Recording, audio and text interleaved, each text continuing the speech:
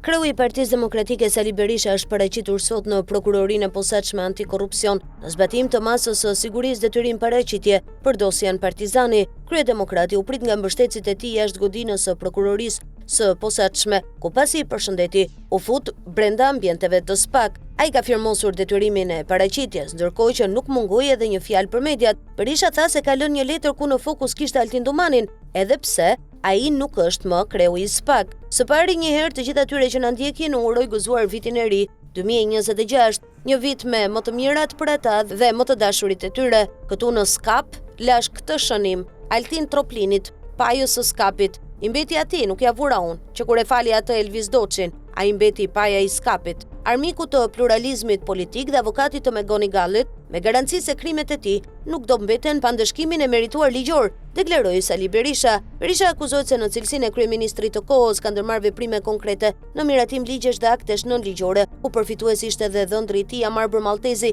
për ndërtimin e pallateve në truallin e ish kompleksit sportiv Partizani. Edhe Maltezi është në akuzë për korrupsion, por edhe për pastrim parash. Sipas SPAK, ai ka përfituar të ardhura në vlerën e 5.4 milionë eurove nga një biznes ndërtimi në mënyrë të parregullt, fal vendimeve të qeverisë të marra nga vjerri i tij.